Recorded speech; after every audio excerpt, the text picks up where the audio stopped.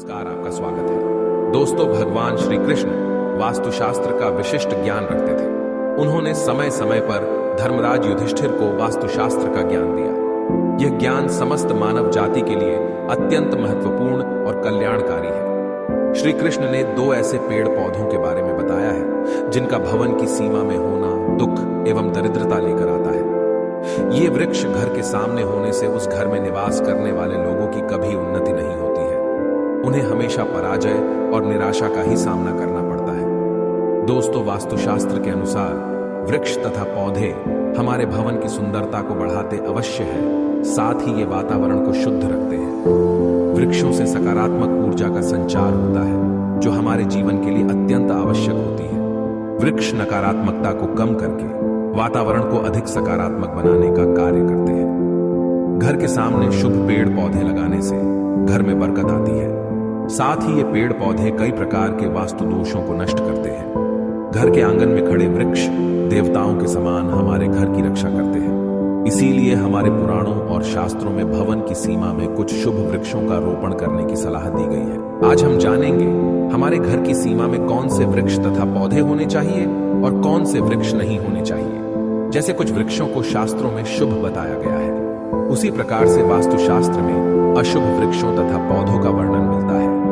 इन वृक्षों का घर की सीमा में होना अशुभ और अमंगलकारी होता है। ये वृक्ष घर के सामने होने से दुख तथा दरिद्रता का ही सामना करना पड़ता है। इन वृक्षों के सानिध्य में रहने पर धन का नाश होता है, शत्रुओं में वृद्धि होती है, मनुष्य अपना मान सम्मान तक खो देता है। इसीलिए यदि आपने भी जाने अनजाने में अपने घर के आंगन में अथवा घर के अंदर ऐसे वृक्ष तथा पौधे लगाए हैं तो बिना देरी किए उन्हें तुरंत हटा देना चाहिए। तो चलिए जान लेते हैं मनुष्य को कौन से पेड़ लगाने चाहिए और कौन से नहीं। सबसे पहला है पीपल का पेड़। किसी जलाशय के समीप पीपल का वृक्ष लगाने वाले मनुष्य को जो फल मिलता है वह सैकड़ों यज्ञों के समान होता है। जब पीपल के पत्ते उस जलाशय में गिरते हैं तो वे पिंड के समान होकर पितरों को तृप्ति प्रदान करते हैं। इससे सभी प्रकार के पितृ दोष समाप्त हो जाते हैं। श्री कृष्ण कहते हैं, जो मनुष्य नित्य स्नान करके पीपल को स्पर्श करता है वह सभी पापों से मुक्त होता है और कभी पराजित नहीं होता है। पीपल को स्पर्श करने से लक्ष्मी की प्राप्ति होती है और उसकी प्रदक्षिणा करने से आयु में वृद्धि होती है। पीपल की जड़ में श्री विष्णु, तने में शिव जी और अग्रभाग में ब्रह्मा जी स्थित रहते हैं। सोमवती अमावस्या के दिन पीपल को प्रणाम करने से जो फल मिलता है वह 1000 गाय के दान के बराबर होता है। इस संसार में पीपल के समान कोई वृक्ष नहीं है।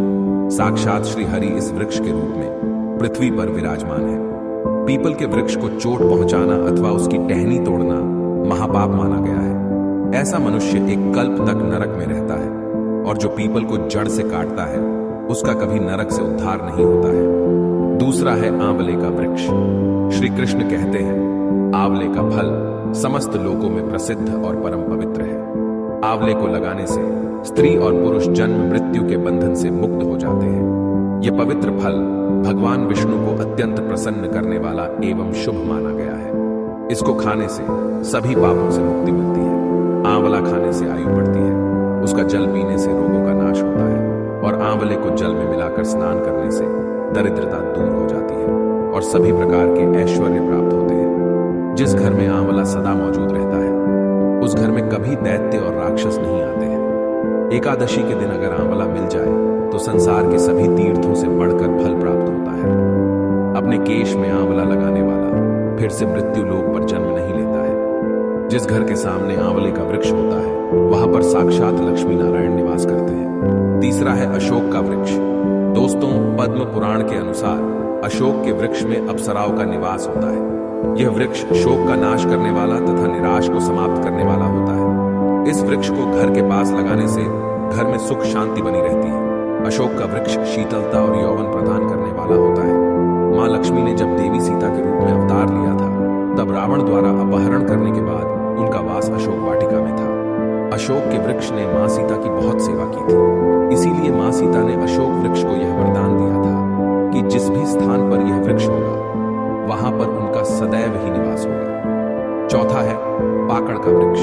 पद्म पुराण के अनुसार प्रत्येक मनुष्य को पाकड़ का वृक्ष अवश्य लगाना चाहिए। यह वृक्ष लगाने से जो फल मिलता है वह महायज्ञ के समान होता है। कलयुग में मनुष्य यज्ञ नहीं कर पाएंगे, इसीलिए उन्हें एक पाकड़ का वृक्ष अवश्य लगाना चाहिए। पांचवा है नियम का वृक्ष। पद्म पुराण के अनुसार नियम का वृक्ष लगाने से सूर्य देव प्रसन्न होते हैं। नियम का वृक्ष आयु प्रदान करने वाला माना गया है। इसे घर के पास लगाने से नाना प्रकार के रोगों से छुटकारा मिलता है। मां लक्ष्मी को नीम के पत्ते अत्यंत प्रिय होते हैं, इसीलिए वह नीम के वृक्ष के पास निवास करती है। घर के सामने नीम के वृक्ष का रोपण करने से धन संपत्ति की प्राप्ति होती है। छठा है जामुन का वृक्ष। यदि कोई मनुष्य कन्या प्राप्ति की कामना करता है तो उसे जामुन का वृक्ष अवश्य लगाना चाहिए। पद्म पुराण के अनुसार जिस मनुष्य के घर के सामने जामुन का वृक्ष होता है उसके घर में कन्या का जन्म होता है, जो कुल का गौरव बढ़ाती है। सातवां है बेल का वृक्ष। पद्म पुराण के अनुसार बेल के वृक्ष में भगवान शिव और गुलाब में देवी पार्वती का निवास है। इसीलिए अगर बेल के वृक्ष के पास गुलाब का पौधा लगाया जाए तो शिव पार्वती का आशीर्वाद प्राप्त होता है। उस घर में कभी दुख दरिद्रता नहीं आती है, उस घर में कभी अकाल मृत्यु नहीं होती है और कोई स्त्री विधवा नहीं बनती है। आठवां है नारियल का पेड़।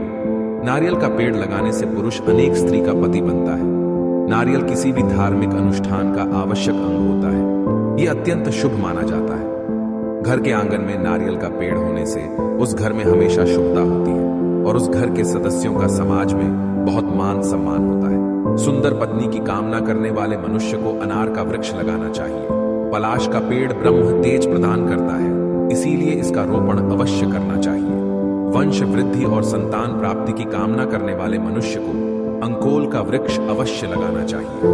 अगर मनुष्य किसी बीमारी से पीड़ित है तो उसे खैर का वृक्ष लगाना चाहिए। खैर का वृक्ष लगाने से बड़े बड़े रोग नष्ट हो जाते हैं। ये वृक्ष आरोग्य प्रदान करने वाला होता है। कुंद अर्थात मोगरे के पेड़ में गंधर्व निवास करते हैं, इसीलिए इस पौधे का रोपण अपने घर के पास करने से कार्यों में सिद्धि और शुभ फलों की प्राप्ति होती है। खासकर कला के क्षेत्र में काम करने वाले लोगों को यह पौधा अवश्य लगाना चाहिए।